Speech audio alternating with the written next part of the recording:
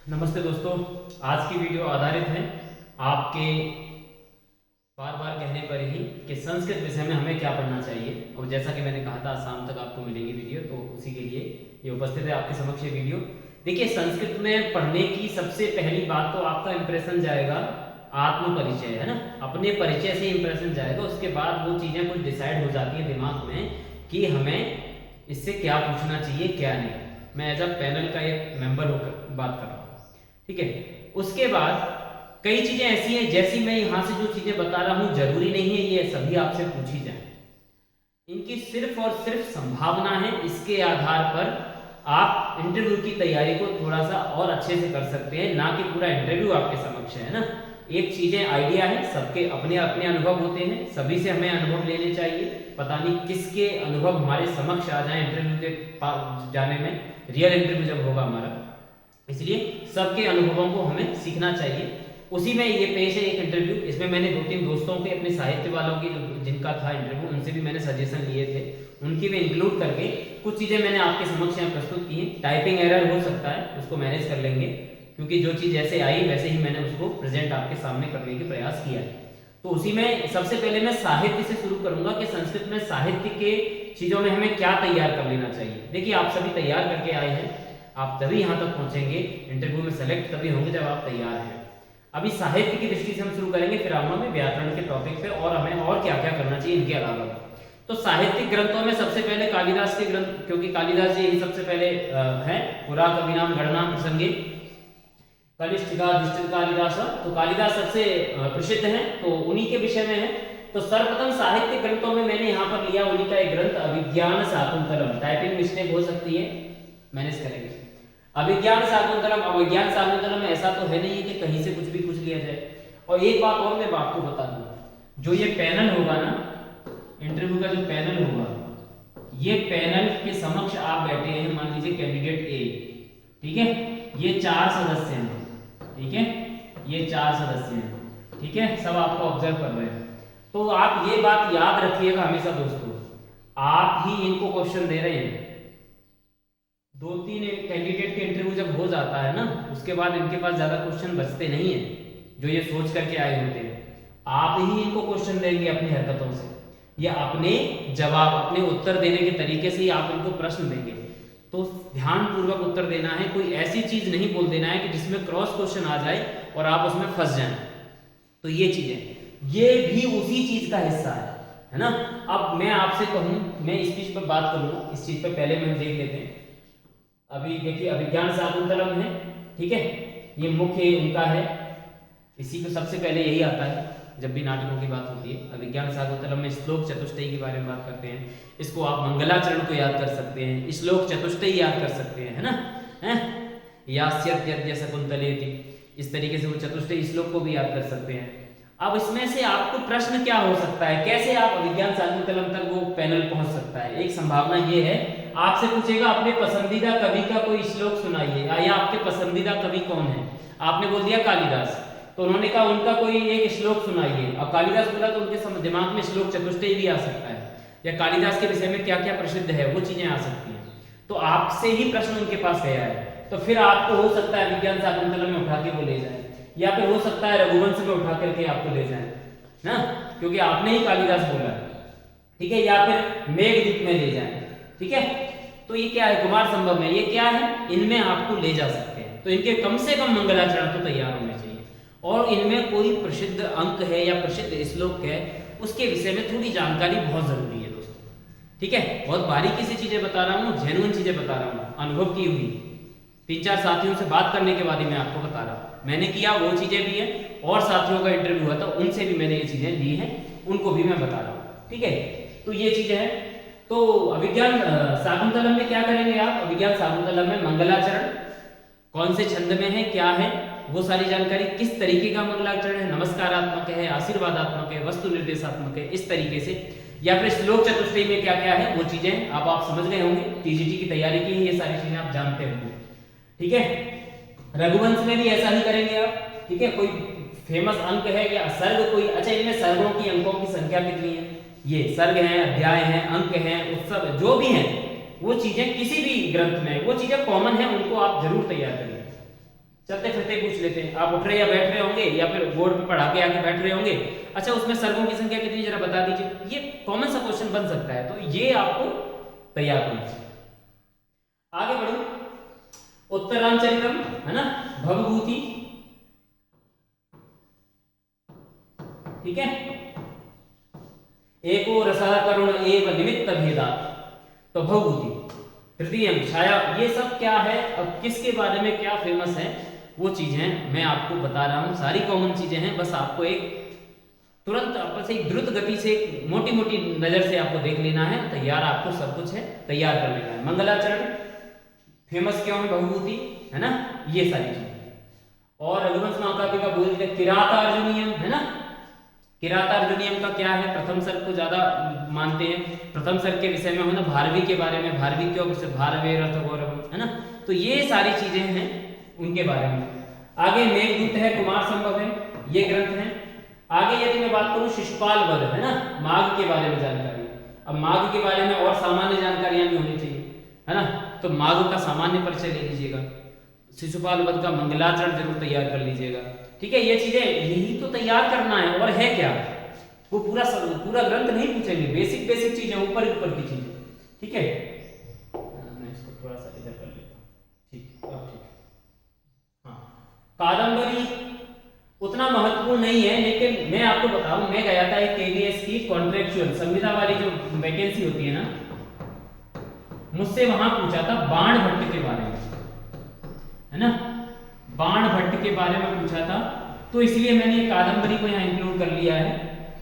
संभावना है कादंबरी की सामान्य जानकारी है ना, उसमें अंदर नहीं घुसना है, सामान्य क्यों है कादंबरी का, क्या मोटिव क्या है, क्या उसमें कहानी है, ठीक है। साहित्य दर्पण क्यों रखा है वही यहाँ पर, साहित्य दर्पण की क्या जरूरी है भाई, थोड़ा घुस गए।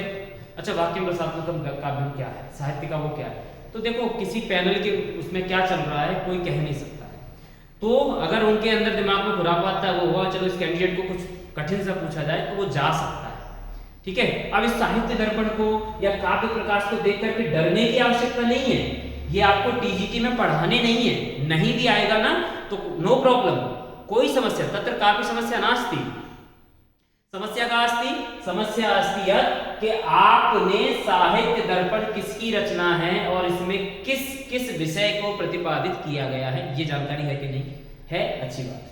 काव्य प्रकाश किसकी रचना है, इनके अनुसार काव्य का लक्षण क्या है, सामान्य जानकारी, बहु जस्ट इनफ। नैसद, नैसद देखो नैसदे पदलालित्यम आता है, तो नैसद का मंगलाचरण जरूर याद करिए, है ना, नैसद का बहुत जरूरी है। सर्गों की संख्या, मंगलाचरण, नायक नायिका कौन है, तर्क संग्रह क्यों रखा, एक दोस्त से पूछ लिया गया था, आपने तो व्याकरण के साथ न्याय भी पढ़ा होगा, जेन्युइन है, ये हवा में बात नहीं कर रहा हूँ, जेन्युइन है, और अगर उन्हें अवसर मिलेगा तो मैं इंटरव्यू उनका, अगर उन्हें मौका मिलेगा तो ये चीजें उनके मुंह से भी बोलवाऊंगा वीडियो में। उन्होंने कहा था तर्क संग्रह के विषय में उनसे पूछा गया था, ठीक है, पदार्थों के विषय में पूछा गया था।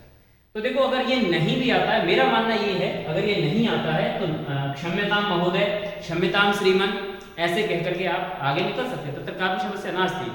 तो फिर क्या है, तो थोड़ा सा मंगलाचरण देख लेंगे। अब देखो आपको करना क्या है, 20-25 दिन या महीने भर जो भी समय है ना, यही करिए ना, और करना ही क्या है आपको, भाई सेलेक्ट होना है तो चीजें करनी पड़ेगी। वो जो बॉर्डर लाइन पर रहेंगे उनके लिए तो बहुत 135 के आसपास जो है ना, 135 के आसपास, वो थोड़ा सा सचेत रहे ज्यादा, उनको बहुत मेहनत करनी है, इंटरव्यू में आना है। सांख्यिकारिका क्यों रखा भाई, वही बात है, उसने कहा था, एक्चुअली में ये प्रश्न क्यों रखे, मैंने उनसे मेरी बात हुई थी, उन्होंने ये कहा था मैंने दर्शन से किया है, दर्शन से वो सारा जो मेरा दर्शन मुख्य विषय था शास्त्री कक्षा में, तो दर्शन के विषय में उन्होंने ये सारी चीजें पूछनी थी। तो ये तो मुझे मैटर क्या कर रही है ये चीजें, आपका जो बायोडेटा है ना, एनेक्सर 1 की जो मैंने बात की थी ना, एनेक्सर 1 की जो मैं बात कर रहा था आपको, एनेक्सर 1 की जो मैं बात करता, उसमें आप अपनी डिटेल्स फिल करते हैं, जो डिटेल्स फिल करते हैं यहाँ इस तरीके से, यहाँ आप विषय फिल करते हैं, उसकी ईयर फिल करते हैं ना, सब्जेक्ट होता है और ईयर होता है और उसका यूनिवर्सिटी होता है, एक्स्ट्रा सब्जेक्ट में थोड़ा सा ध्यानपूर्वक चीजें डालिएगा, है ना। अगर स्पेशलाइजेशन अच्छा बहुत है, व्याकरण में या साहित्य में अच्छा खासा है, तो लिख दीजिएगा संस्कृत लिटरेचर, है ना, लिटरेचर वहां लिख दीजिएगा।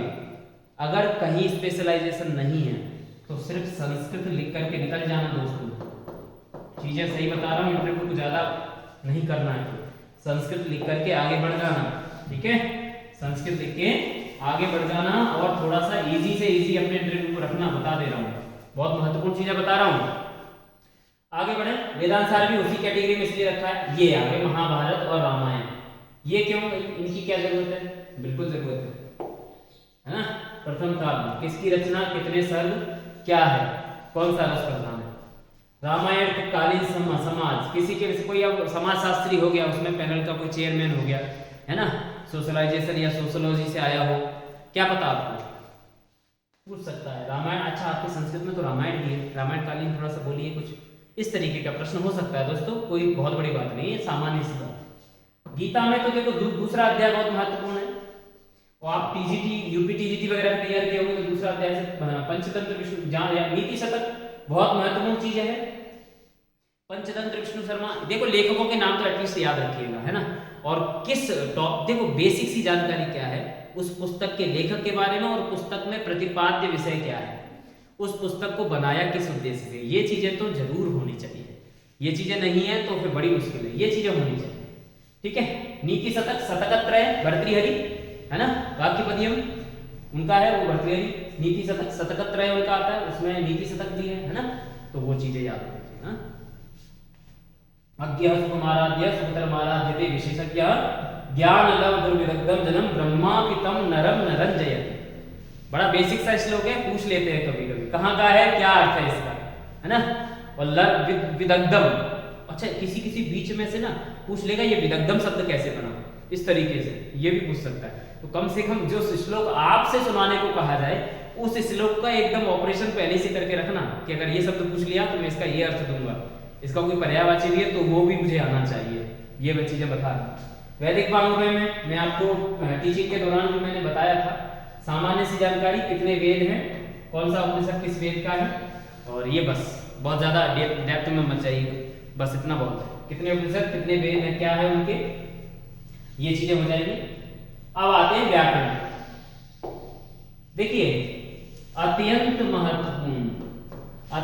महत्वपूर्ण केवीएस का सिलेबस ही इस पर पूरा निर्भर था, इसी पर आधारित था पूरा, लिखित का भी और इंटरव्यू में भी आपसे प्रश्न आएंगे, खासकर संधि, समास और कारक।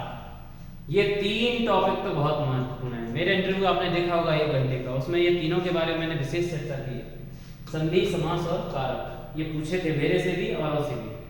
प्रत्यय चलो एक बार के लिए ठीक है, आपने तैयार किए होंगे, स्त्री प्रत्यय, प्रत्यय में स्त्री प्रत्यय आ गए, लेकिन दोस्तों संधि और समास और कारक, किसी भी शब्द से संधि पूछी जा सकती है, किसी भी शब्द में समास पूछा जा सकता है। खासकर जो आप श्लोक सुनाएंगे उसको जरा ध्यानपूर्वक सुनाना है, इस संदर्भ में भी तैयार रखना, कारक विभक्तियां ध्यानपूर्वक, व्याकरण विधि को एक बार रिवाइज कर लीजिएगा, है ना, बहुत जरूरी है।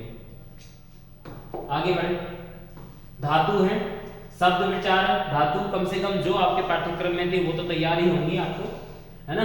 शब्द वर्ण विचार, कौन से उच्चारण स्थान में कितने वर्ण होते हैं, कितने व्यंजन होते हैं, संज्ञाएं, किसकी क्या संज्ञा होती है, इत संज्ञा कहाँ होती है, क्या होता है ना, उपपद विभक्तियां क्या होती हैं।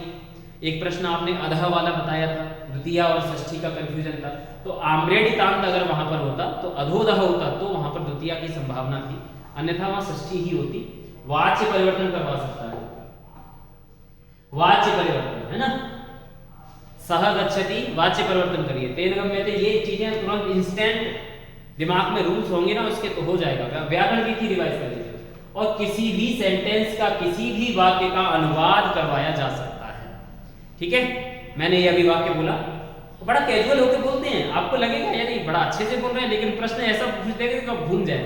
मैंने एकदम से इंस्टेंट बोला, मैं यहाँ बैठ रहा हूँ, जरा सा संस्कृत में इसको बोल दीजिए, हैं, अहम अत्रोपविशामि, इस तरीके से दिमाग में एकदम से इंस्टेंट वो चीजें आनी चाहिए, तो वो चीजें आप मैटर करेंगी यहाँ पर। इसके अलावा अभी मैं आगे और बात करना चाहता हूँ, ये तो हो गई आपकी क्या क्या आपको पढ़ना है बेसिक सा। अब मेरी भी बात सुन लीजिए, बात क्या है, रुचिरा 6 to 8 पूरा व्याकरण का पोर्शन ले लीजिएगा, है ना। पीछे परिशिष्टम में दिया गया है, परिशिष्टम में जाएंगे, पीछे सारा व्याकरण का पोर्शन एकदम से तैयार कर लीजिए, बहुत सारी चीजें ये भी कवर हो जाएंगे, है ना। और इसमें व्याकरण विधि व्याकरण वीकी जो है ना पूरा इसको, इसके सारे चैप्टर को अच्छे से तैयार रिवाइज कर लीजिए। तैयार तो किया है आपने, एक बार रिवाइज कर लीजिए, ठीक है। और टीजीटी का जो आपका सिलेबस था, केवी का, केवीएस का, एसकेटी का, संस्कृत का, एसकेटी इन द सेंस संस्कृत का, वो पूरा एक बार रिवाइज कर लीजिए। कुल मिला के ये सारी चीजें आपके समक्ष मैंने रख दी। इन चीजों से ज्यादा कुछ जाना नहीं चाहिए, अगर जाता है तो फिर ईश्वरी कृपा कहेंगे। बाकी यही चीजें बनती हैं, आप भी ये समझते होंगे, इनसे अतिरिक्त क्या ही जाना चाहिए, ठीक है। संस्कृत साहित्य के कवि हमने ले लिए सारे, लगभग मुख्य मुख्य जो हैं, व्याकरण से संबंधित चीजें ले लिए, वैदिक वाङ्मय दर्शन की भी मुख्य मुख्य चीजें जो जिनके पूछी गई थी वो मैंने आपको बता दी। तो मुझे लगता है उनकी मुख्य जानकारी आपको रखनी चाहिए, ठीक है। ये चीजें हो गई। इसके अलावा दोस्तों समय समय पर मैं और वीडियोस में बताता रहूंगा कि और इसमें क्या है आप ऐड कर सकते हैं। बाकी इन चीजों पर काम करना आप शुरू कर दीजिए, ठीक है। अच्छा एक और बात बता दूं, ये मैंने बता दिया, और क्या पता आप इंटरव्यू रूम से जब बाहर निकल के आए तो आप मेरे बारे में ये सोच रहे हो, यार उन्होंने तो बताया, इतना बोल दिया था, यहाँ तो कुछ पूछा नहीं गया। जैसा कि मैं सोच रहा था कि कोचिंग वाले तो हवा बना के रखते हैं, वहां तो कुछ पूछा नहीं गया। हो सकता है, पॉसिबल है, संभावना है ऐसी कि ऐसा ही आप समझे कि इन्होंने तो बहुत बोल दिया था हैं, और मैं तो यहाँ कुछ नहीं पूछा गया, बड़ा सरल इंटरव्यू था, या इन्होंने इतना ही बताया था, यहाँ तो बहुत कुछ पूछा गया। ये संभावना है दोस्तों, ये पॉसिबिलिटी तक, हाँ, एतादृशी संभावना तत्र अस्ति, क्योंकि वहाँ सबकी अपने अपने विचार हैं, सबकी अपनी अपनी सोच है, कौन से पैनल के दिमाग में, किस मेंबर के दिमाग में क्या चल रहा है ना। मुंडे मुंडे मतिर भिन्ना कहा भी गया है ना, तो मतिर भिन्ना है, जो दिमाग में आता है वही पूछता है व्यक्ति। बस कम से कम अपनी तरफ से कोई क्वेश्चन देकर के फिर मत फंस जाइएगा। ये चीजें आपको मेंटेन करनी, पूरे आत्मविश्वास के साथ अपने आप को प्रेजेंट करिएगा, ठीक है। और इसके साथ बने रहिए, KVS teaching Balaji YouTube channel को सब्सक्राइब करिए, और टेलीग्राम ग्रुप से भी आप जुड़ सकते हैं। बहुत बहुत धन्यवाद।